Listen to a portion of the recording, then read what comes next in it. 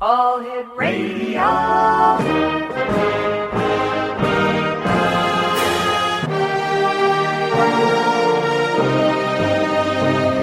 Welcome to the X Zone, a place where fact is fiction and fiction is reality. Now, here's your host, Rob McConnell.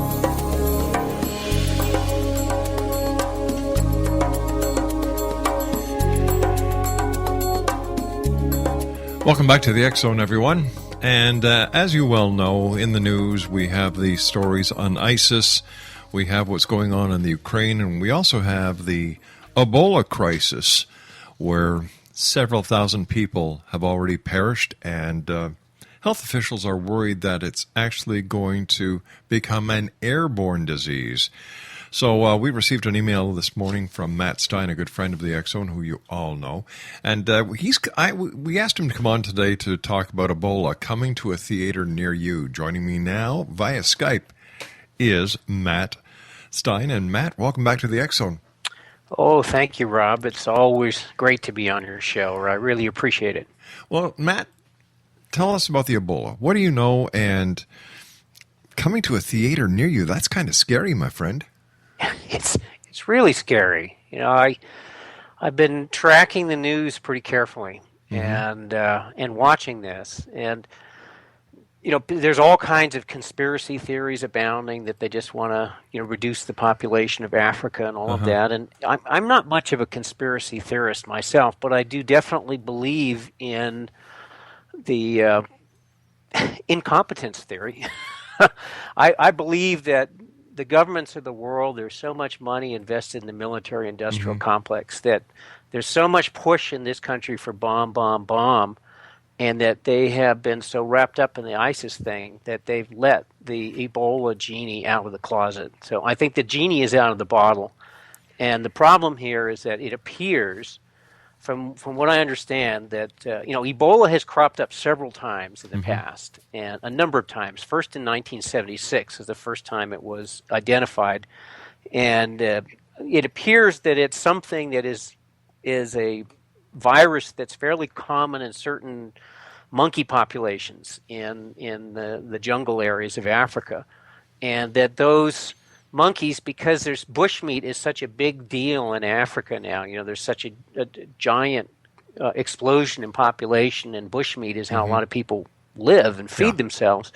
So what happens is you get these monkeys that have Ebola, and they get hunted down and killed, and you ship the monkeys around to different places and different markets, and somebody's cutting that monkey meat up, and they nick their finger, and magically, and then some of their blood mixes with some of the blood from the monkey, and if it happens to be an Ebola-affected monkey, then it keeps bringing Ebola back into human populations that way. Now, there may be other factors, but it appears that that's why Ebola keeps getting eradicated, and it keeps coming back, and gets eradicated and comes back. So there was an outbreak in Uganda with about 425 fatalities or people that got Ebola. It's 50 to 70% fatal. And they eradicated that, but then it came back, and they had this outbreak in the spring, and the World Health Organization, sent their workers out there to work on it and isolate it in the villages, and they appeared to have done a really good job, and they had something like 35 days with no new cases of Ebola, and they basically packed up and left. And about 2 weeks later, it exploded. It hit in a whole, I think, 4 or 5 different communities at once. And they'd already kind of blown their budget. So here's part of the problem is that since 2008, they've lost like 35% of that's World Health Organization's budget's been cut. They've lost 35% of their responders for emergencies. And now we have the biggest global crisis in healthcare that the world has seen in the modern age. The last time the world saw a crisis like this was 1919, when they had the Spanish flu epidemic, when soldiers in World War I brought the Spanish flu onto some base and started, spreading it through the military all around the planet.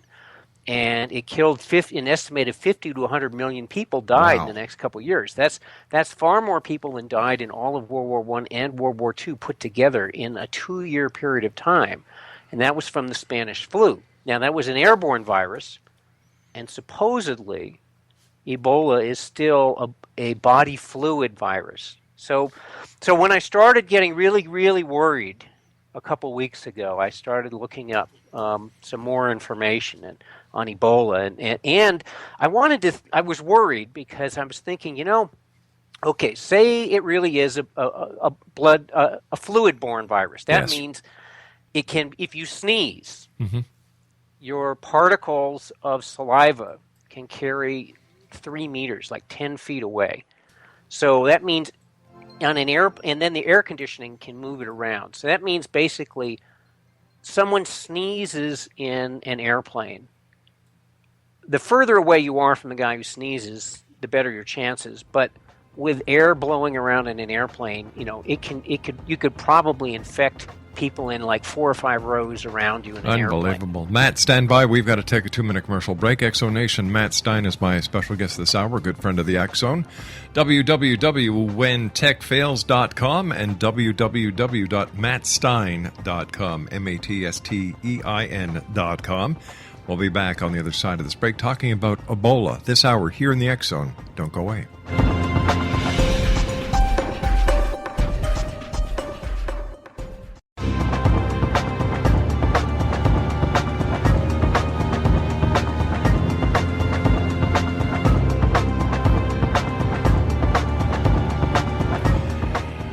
Welcome back, everyone. We're talking about Ebola this hour. Our special guest is Matt Stein, www.whentechfails.com or mattstein.com.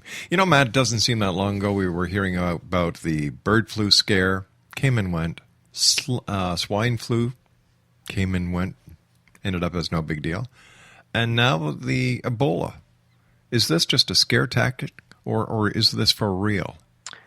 Unfortunately, this time I believe this is for real. That what you have right now is a real virus, not a virus that has to mutate to become deadly. Right. Like bird flu is deadly to birds and deadly to humans, but really hard to transmit amongst humans. This is a virus that is easily transmitted amongst humans. Now, let me just give you an idea of how easy this is. Okay. Let's compare it to other things. It's called a body fluid-borne virus. So that means it can be in the saliva, it can be in your sweat, it can be in your semen, it can be in your blood. Wow. Okay, now let's look at a couple of other well-known body fluid viruses. First one we all know about is AIDS. Okay, well, AIDS has about a 10-year incubation period, and it's very difficult. It's not very easy to transmit, even in body fluids. Like, just because you have body fluid contact doesn't necessarily mean you're going to get it.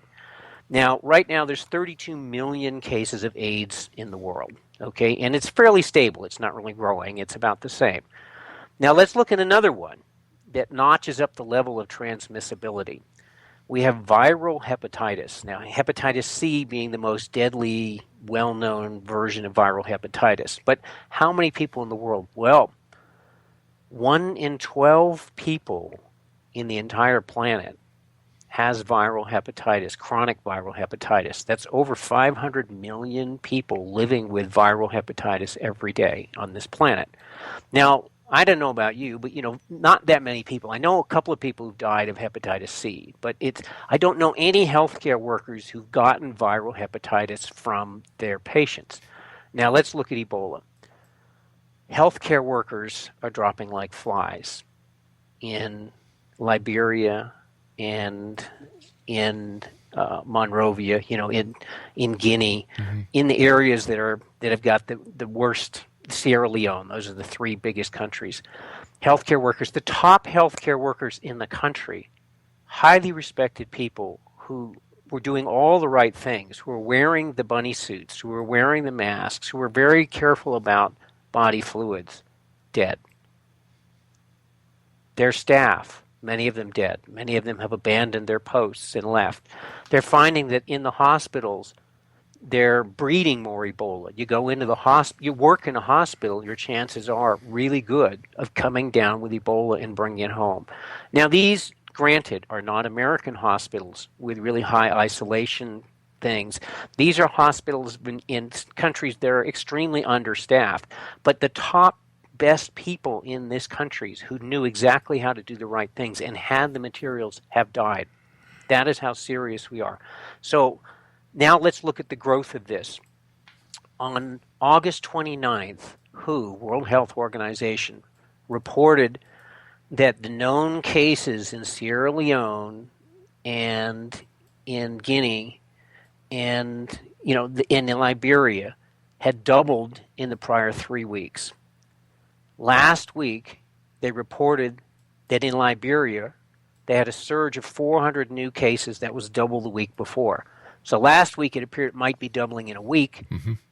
2 weeks ago, they were saying doubling in 3 weeks. So let's take that number and say that 3-week doubling is a realistic number, perhaps even conservative, but a realistic number. Now, I have a Bachelor of Science from MIT, so it's not too hard for me to punch numbers in my calculator and do doubling every 3 weeks. I found that at that rate, if we don't slow that rate, given the 4,000 cases, now it's more than that. They're saying it could be 10,000 already now, but say there's 4,000 cases, doubling every 3 weeks, that would mean in 15 months' time, every man, woman, and child on the planet would be infected with Ebola in just 15 months' time. That's called exponential growth.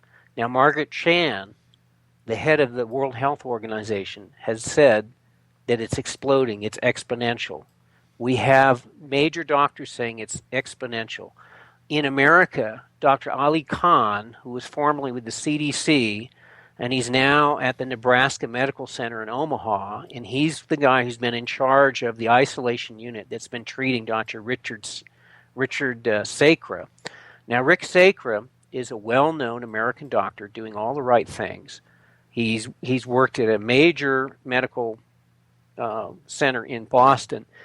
He spent 20 years of his earlier career in Liberia, and he was back in Liberia not treating Ebola, but delivering babies. And he was using all the right precautions, and he doesn't know how he got it, but from somebody he came in contact with, he came down with Ebola. Now, Dr. Ali Khan, the CDC guy at the treatment center in charge of treating Sacred, admitted on NBC that yes, Ebola is coming to America. There's no way it's not going to get on the airplane. There's a 2 to 21 day incubation period. So people will be leaving. They'll have contacted somebody's sweat, somebody's saliva, somebody's sputum, somebody's blood, and they'll feel fine, and they'll get on an airplane, and they'll be in America developing symptoms. Now, they're quite confident that in America, with our high-tech facilities, that we'll be able to isolate those people and squash any Ebola outbreaks in America. Now, I'm confident that when there's 10, they'll do a great job. I'm quite confident that we're not going to have problems from treating the occasional doctor that gets shipped here. I'm confident that when there's 100, they'll probably do a pretty good job. My confidence just goes away when there's 1,000 cases of Ebola in the United States, when it's spreading amongst urban populations. Right now, it's in the slums of Liberia, on Monrovia. There's 1.5 million people, many of them living in horrible, cramped conditions in slums, and it's exploded there, and there's no containing it. And people are traveling amongst borders. One of the reasons that this epidemic got out of hand was that it started in an area that bordered three different countries, Liberia and Monroe. Anyway, Sierra Leone, Liberia, and Guinea. And so people were traveling between each of these three countries. They're in small settlements. And so it transmitted fairly easily amongst people. It was very hard to keep it isolated in one place. Now that it's in the cities and in the slums, it's absolutely impossible. Basically, the cases are exploding. There's half as many beds in Liberia to treat Ebola as there are cases right now in the major city, Monrovia, the major city that's infected in Liberia. So in the entire country, they have half as many beds as they need just to treat the people in that city. And it's doubling so fast, there's just no way they're going to keep up with it.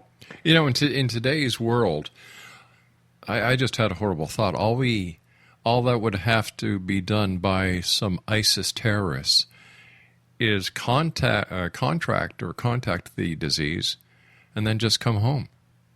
Yeah, I could see an That ISIS is terrorist, scary. just like a terrorist, like a bomber. Yeah, exactly. Instead of blowing them up, what they need to do is just simply go and hug somebody who's dying on the streets and lying outside the hospitals in their diarrhea and in their vomit and blood. Just go and pick that person up and then go get on an airplane. That's all they need to do.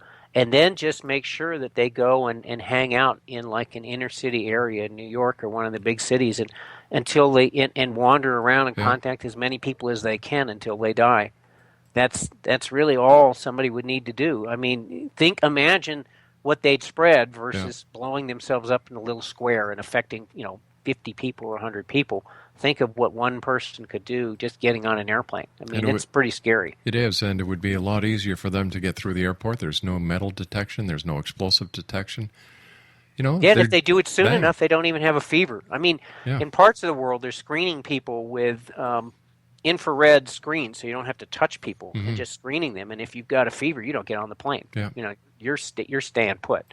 And in Liberia, in Monrovia, they said they cordoned off this huge slum, and people were freaking out and trying to get out of there because imagine you're stuck in the slum, you got no food, you got no no water, no horrible conditions. People are lying in their vomit and in their diarrhea, and you just got to get out of there, or you're gonna get it too, and you're gonna die.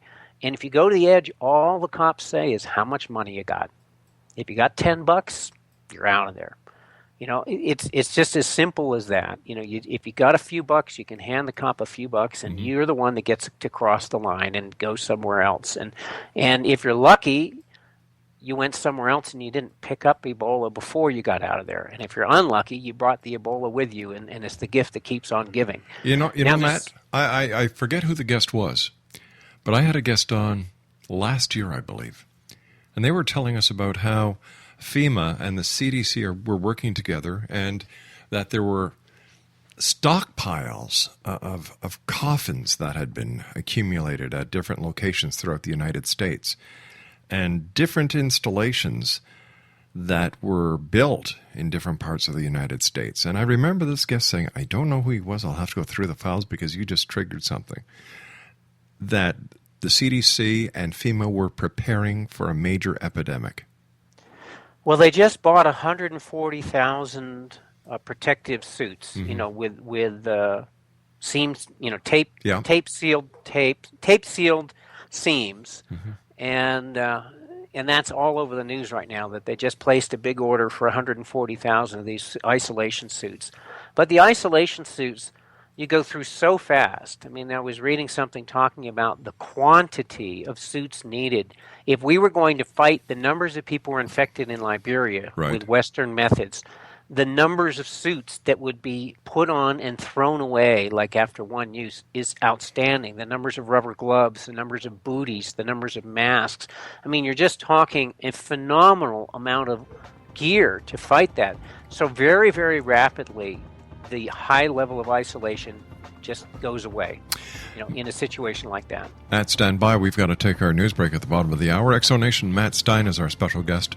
www.whentechfails.com or www.mattstein.com. Scary stuff, and this is why I've always said fact is stranger than fiction.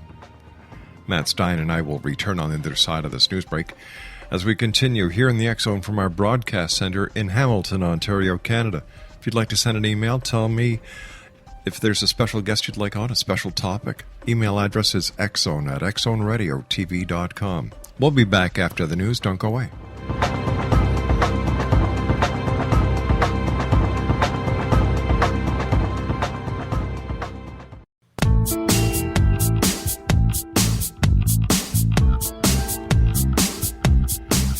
Welcome back, everyone. Matt Stein is my special guest. We're talking about the Ebola virus, or the Ebola disease. The Ebola, just the name, strikes fear into the heart of men and women alike.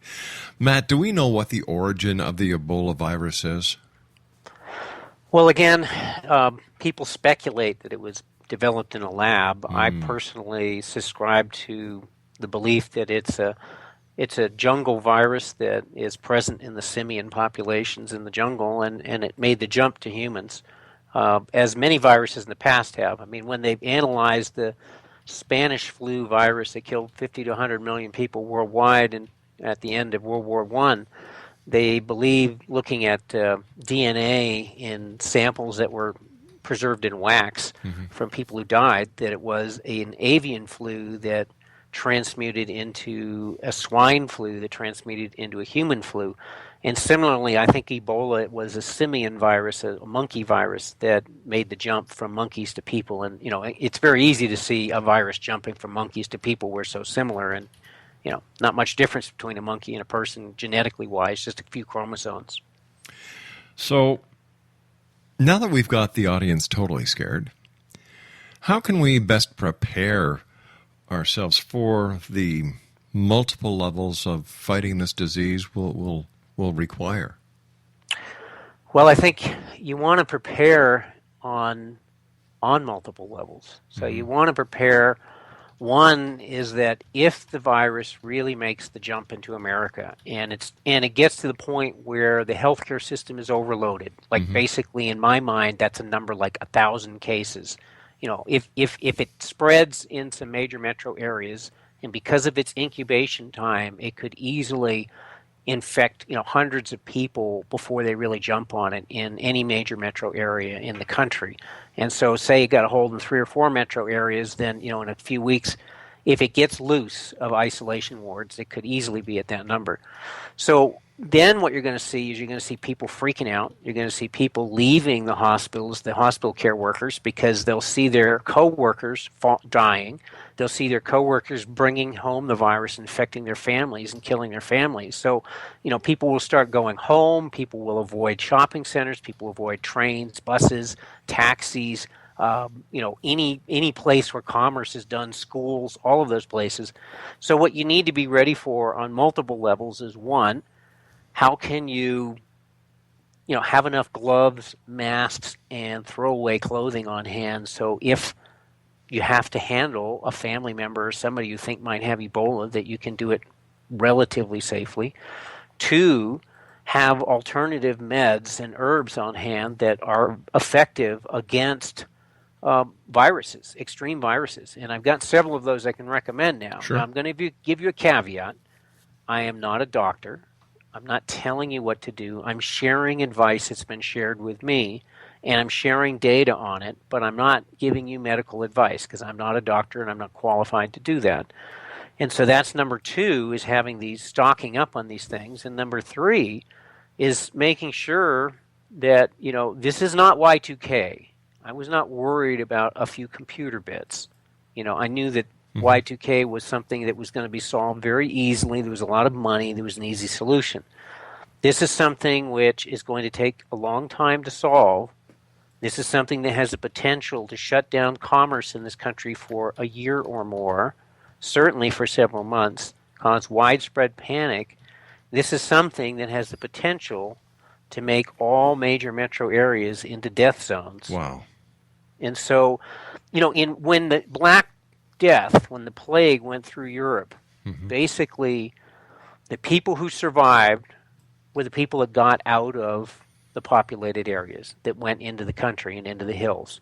When you stayed in the cities, the transmission factors were just too easy, and it was a death sentence when you stayed in the cities. Now, I'm hoping that the government people are right, that they keep this stuff under control and under wraps and in isolation, that they nail every single little case that shows up in this country when it sneaks into the country and it doesn't get out of hand. But when I see what's happened in Africa and I see how easily it's transmitted amongst people who are doing the right things and being very careful about body fluids, and basically when people have Ebola, they start vomiting.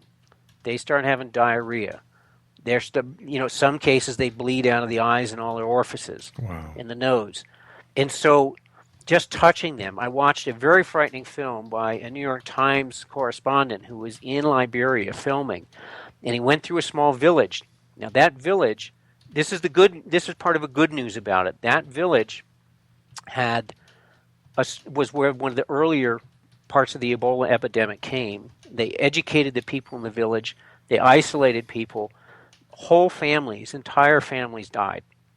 1 in 10 homes is now abandoned in the village because Ebola had been in that home. They show pictures of houses that look totally normal with like washed jeans hanging from the rafters and with dishes in the drainer and shoes in front of the bed. No one will touch the jeans. No one will touch anything in the home. They've now gone like 35 days without a single Ebola case there. So that's showing that when the people basically keep hands off of anyone with Ebola, don't touch anything, don't get around anybody, isolate themselves from it, they're capable of stopping the Ebola. But that's in a small village. Now imagine having to go to the shopping center, having to go to the store, having to go to work, having to go to the hospital, having to go to Costco, in a metro area.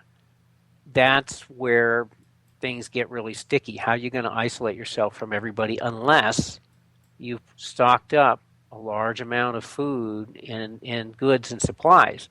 Now, if it gets really bad, you can imagine that the people aren't going to their jobs at PG&E anymore. They're not going to their jobs at the place that purifies the water and keeps the water pumping. I mean, I'm hoping it doesn't happen, but it could go there. Now, talk about a trickle effect, my God.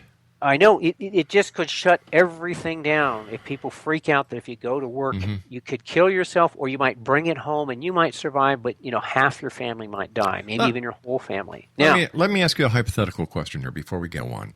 Yeah. Let's say a city like Reno, Nevada. Yeah. Everyone has it. Everyone. Do you think the authorities would actually consider just wiping that city off the map to save the rest of the country? Well, I doubt it, because by the time it gets that bad in Reno, so many people, before they have cordoned off the city, so many people will have traveled to other places that I just don't think that that's possible. I mean, I just think that if it goes out of hand in a city, it's already gotten out to other places, and it's going to be getting out of hand in a bunch of places. So it's certainly possible. Now, here are a few things to have on hand that, I can't guarantee that these are going to work, but I will say that they have a really good chance of working. So one of them is MMS, Miracle Mineral Solutions, and that's a solution that was developed by Jim Humble. And in my book, When Disaster Strikes, my newer book, I have instructions for how to make your own MMS, and it's made from really dirt cheap materials. It's citric acid, and is the activator, and the main part of it is sodium chlorite, which is used to purify pools and stuff. And it tastes really terrible. You got to mix it with something like juice. Or Andres Kalker says the best thing to mix it with is Coca-Cola. Now, I don't drink Coke, but whatever. He says it's pretty good when you mix it with Coke. It tastes like drinking bleach when you don't mix it with that. It's been credited with over 100,000 50-cent cures of malaria within 2 days in Africa. Wow. It kills all kinds of bacteria and viruses. It's been proven in vitro in the test tube to kill Ebola. Now, I asked Andreas Kalker, who's been a big proponent of it. And he's a German filmmaker who lives in Spain, and they've been running it through a bunch of clinics in Europe and doing clinical trials with a whole variety of different ailments. But he says so far they've proven it's effective in the test tube, but nobody stepped up and volunteered to do it in their body with Ebola. Now, I would think and hope that people in Africa, because they've used it against malaria, you would think that there's clinics in Africa who are using it right now today to fight Ebola. But I have no data on it. I can't report on that. So that's number one in your bag of tricks. Number two is nanosilver solutions.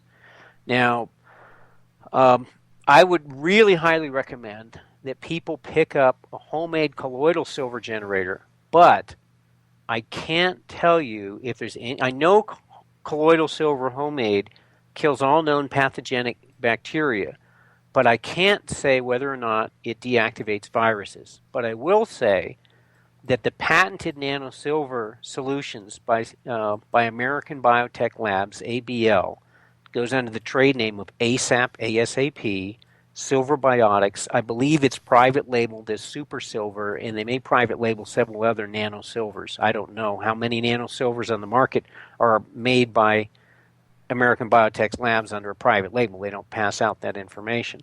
But I will say that they have shown they've got a patent, a U.S. patent on it. They've proven it deactivates a large number of viruses and kills a huge number of pathogenic bacteria. And they paid to have a professional viral challenge done at an NIH, National Health Institute's lab at Utah State University. Now, the man who was paid to do this challenge, and this was done with the worst strain of avian flu, which is a 70% fatal bird flu, and they gave fatal doses with a direct injection into the lungs of squirrels, of rodents. And then, they had a control group, and all the control group died. They got the fatal dose. And then they had a group where it was treated with the Silver Biotics nanosilver, 10 ppm nanosilver, and I think they had a 20% death rate in that. But realize that this was like directly injecting a fatal dose into the lungs. So this you would assume if you do the treatment on yourself, it's better. Now, can you guarantee that this will kill Ebola just as well as it kills avian flu?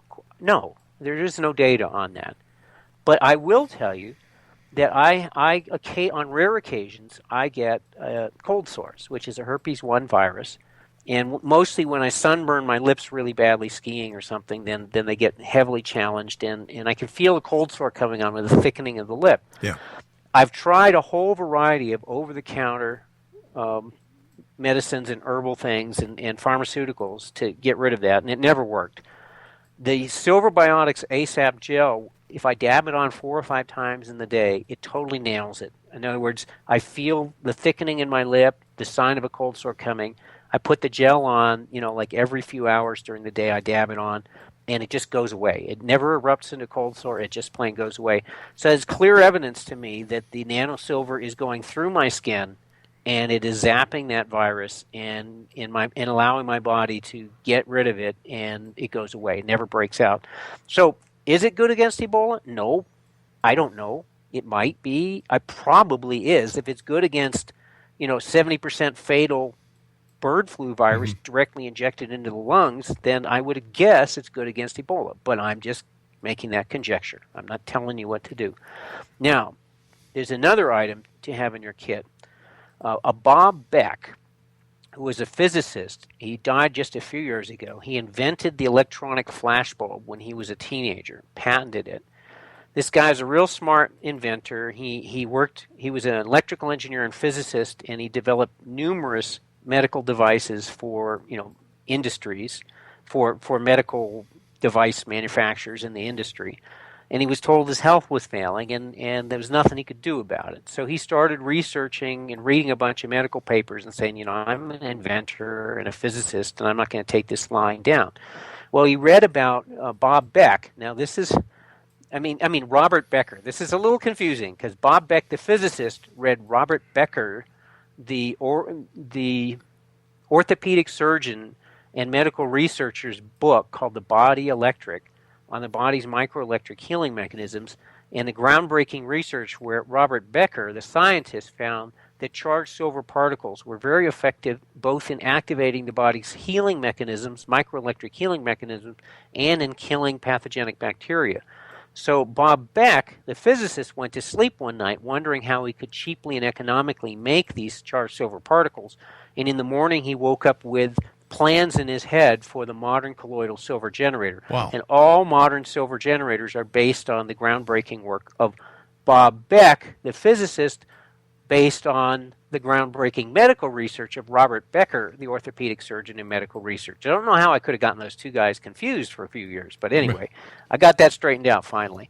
Now, the other thing that Bob Beck found was he was pouring through papers, and he found a patent from the Albert Einstein University in New York City, and the patent was for a blood electrification device. And it turns out that a low voltage, high frequency electric charge passed through the blood kills all pathogenic bacteria and viruses within the blood. So this patent was for a device that took your blood out of your body like a kidney dialysis machine, Right. ran it through an electrifier and pumped it back into your body. So Bob Beck, the physicist, said, well, that device never got commercialized, and I don't want to go to a clinic and have this done every day. So he developed a circuit where you could put 2 silver electrodes with some wet cloth coverings, strap them to your wrist, and run these pulses through your wrist. It feels mildly unpleasant. And while you're watching TV, your heart is pumping the blood through your own body. You don't break the skin, and you electrify your blood through the skin. And using dark field photography, they're able to prove by looking at your blood before and after doing this electrification that you do this for a month, and all these weird-shaped cells and funny-looking viruses and stuff floating in your blood a month later are like totally gone, and your blood looks like perfect. And all the cells look normal, and the weird stuff floating around are gone when you do this blood electrification. So if you buy Soda Instruments Silver Pulsar, and if you want to link to it, you get a 10% discount through my website at whentechfails.com. If you go to the home page and it says Building the Ultimate Survival Kit, click Read More and scroll down. You'll see a link to Soda Instruments. You'll get yourself a discount, and I get a modest associate's. All right, stand by, Matt. We've got to take our break. I can't push it back any further. Matt Stein is our guest. We'll be back on the other side of this break. Don't go away.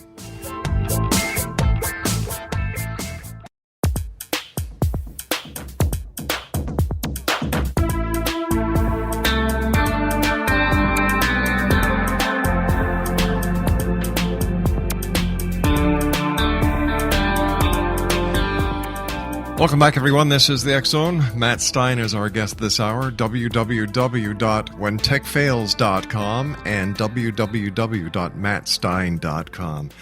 Matt, I understand there's 2 other herbs you want to talk about.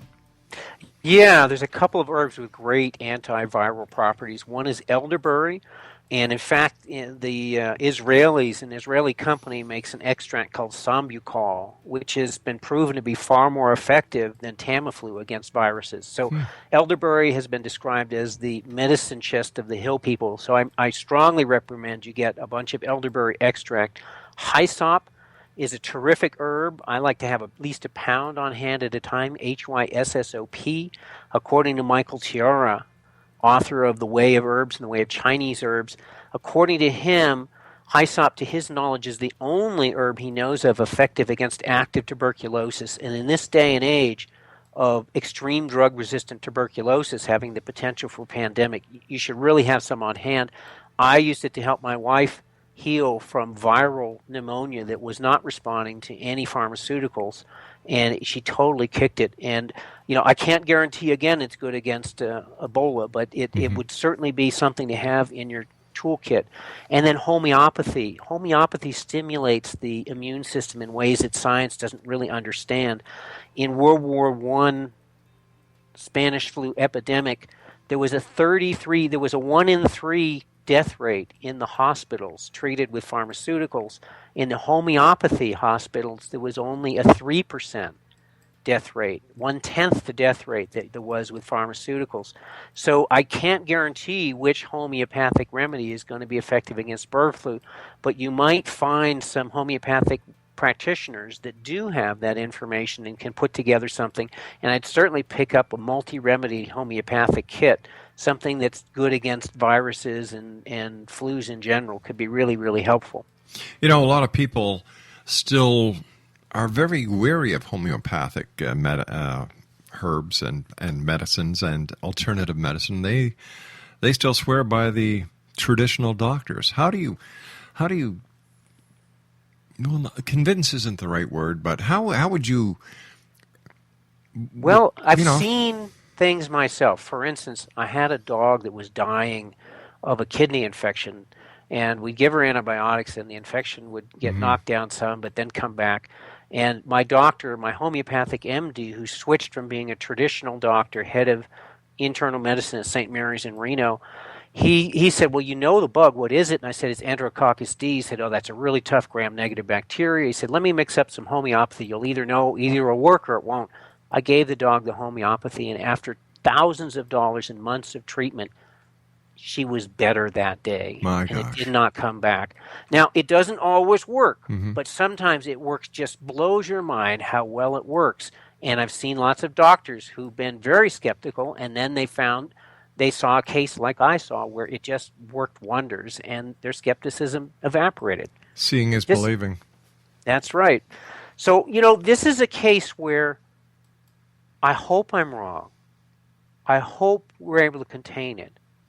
But if I'm not wrong, if in a year from now the world is like totally different from it is right now, and it's broken the bonds of the continent of Africa and it's spread to different parts of the world, don't wait till that point. It's going to be too late. Get your supplies in order now. Get your backup emergency kit in order now. I talk about stuff you can use in both my books, When Technology Fails, When Disaster Strikes. Please do yourself a favor and don't wait.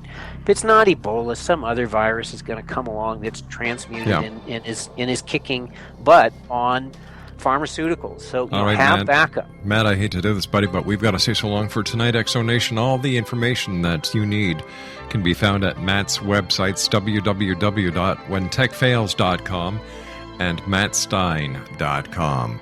We'll be back on the other side of the news at 6.5 minutes past the top of the hour as the X Zone continues with yours truly, Rob McConnell from Hamilton, Ontario, Canada.